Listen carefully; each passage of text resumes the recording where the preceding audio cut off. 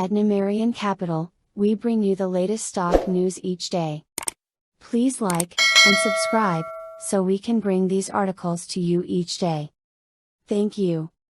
Today, November 28, 2022, SOFI is becoming a bit of a regulatory headache. Financial services company and digital bank SOFI Technologies, NASDAQ, SOFI, went public in June 2021 with lots of support and plenty of hype. Both its fintech super app and its CEO Anthony Noto were lauded, and investors flocked to the stock. In its efforts to build its brand, the company launched massive marketing campaigns on TikTok and purchased the naming rights of the Los Angeles Rams football stadium.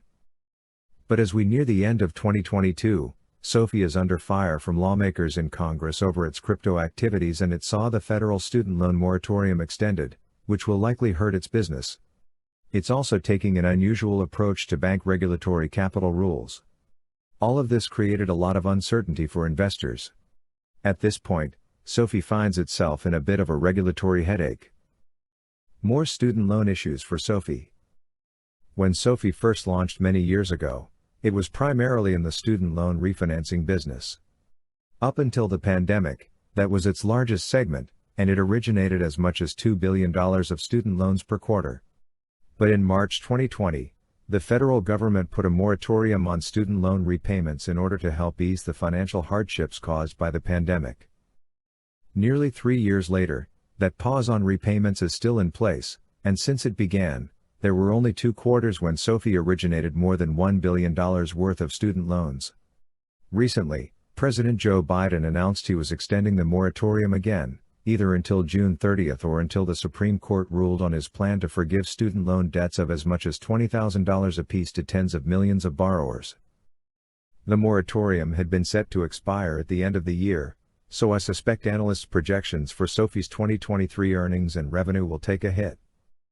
Eventually, however, the moratorium will expire, and even if Biden's student loan debt forgiveness plan doesn't get blocked by the courts, there will still be heaps of student debt left that borrowers will likely seek to refinance.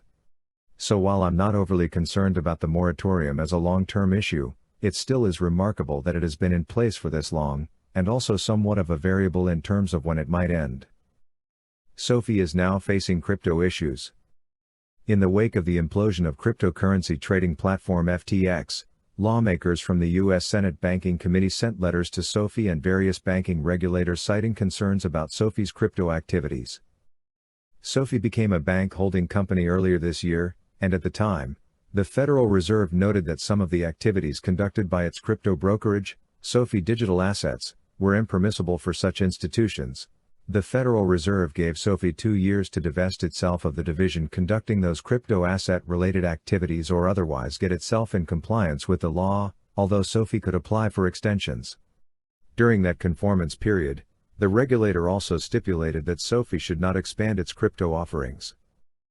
But, as the senators note, SOFI expanded its crypto offerings by allowing its customers to invest part of their direct deposits into crypto with no fees. SOFI also greatly expanded the number of cryptocurrencies it offers to more than 30, which is more than most other brokerages that aren't pure crypto exchanges. Some people are asking if this Senate inquiry would have happened had FTX not gone down. It's hard to say, but regulators and lawmakers are certainly preparing to give all things crypto an even sharper look than they had previously, and rightfully so.